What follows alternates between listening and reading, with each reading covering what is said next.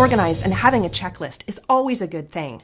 So in this lesson, we're going to help our future selves by creating a checklist. More specifically, this is going to be a checklist of components from our style guide that match up modules, site building techniques, bits and pieces in Drupal land to our design. I hope that you love lists as much as I do. Let's get started. Working from our style guide, the next thing that I want to do is essentially create a build list for all the tasks that I need to perform in Drupal to get our site ready to apply our theme. The first thing I'm going to do is create a new file. You might want to use a spreadsheet for this, it doesn't really matter. But basically what I need to do is take a list of all of the things that I know about and make sure that I remember to build those things out in Drupal. A theme can't just be applied to a website. It has to actually be sitting on top of something. So using my style guide as a reference point, what I'm going to do now is essentially create a build guide. Now, I'm going to be kind of editing and copying and pasting and moving things around. But again, I think this is a good starting point. So for my layout rules, these essentially become the regions that I need to build, and this will be within my theme.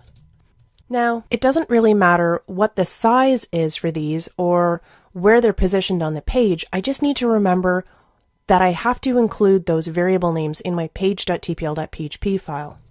So these theme regions go into the theme info file and page.tpl.php. I need a banner area, a navigation area, a featured area, a content area, and a copyright area. And I can actually assign my variable names right now if I want to. So I may want to call this one banner, nav, featured, content, and copyright. The base rules don't really need any kind of build components associated with them, so I'm just going to delete this section of my old style guide. Now I move on to my component rules. These are things that I definitely am going to need to build out. The first thing that I need to remember to do is actually upload or decide how this banner is going to be embedded. Because the image is static from page to page to page, I think it's appropriate to hardcode this image into our file page.tpl.php. If you thought that this was going to be an image that needed to be replaced on a fairly regular basis, you may want to use this as the logo instead. There's so many options in Drupal, and that's the hard part. That's why having a build guide is going to help you as you move through each of these different steps. And if you share your build guide with other people on your team, they may be able to help you define where some of your assumptions are incorrect.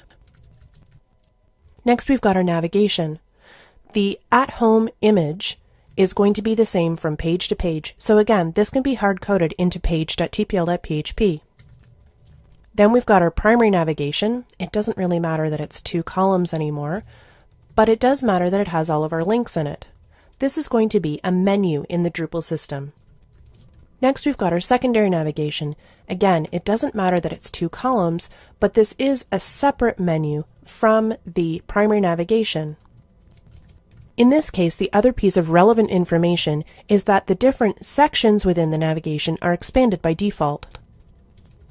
Next, we move on to the featured area of our website.